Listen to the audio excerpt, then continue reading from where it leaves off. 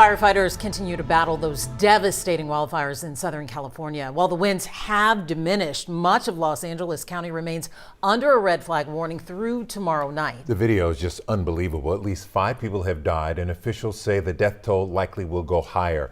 More than 2,000 structures, that's homes and businesses, have burned, and at least 180,000 residents are under evacuation orders. The largest fires in the Pacific Palisades neighborhood of LA. The fire has burned more than 17,000 acres, scorched at least 1,000 homes, still zero containment.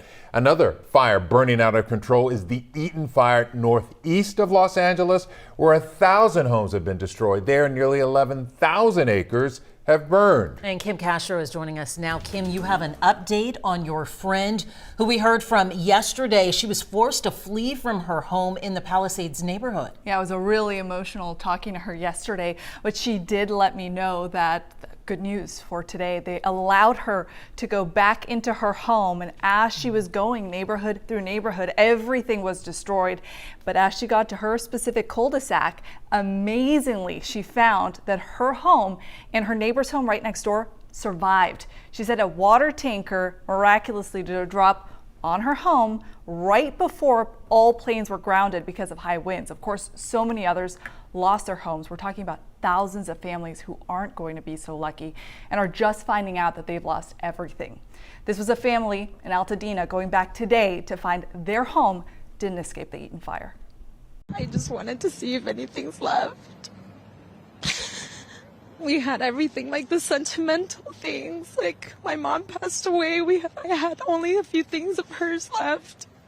My wedding dress, our wedding album. We left everything. Our albums, we have just whatever we're wearing.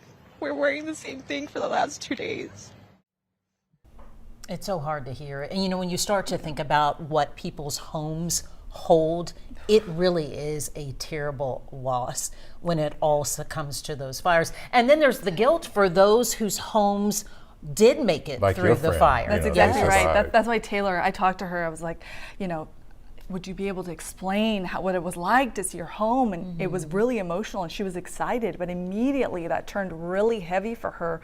All of her friends and family, hundreds of them she's said she's talked to, at least 100. I mean, she was born and raised there. Her family's been there for generations.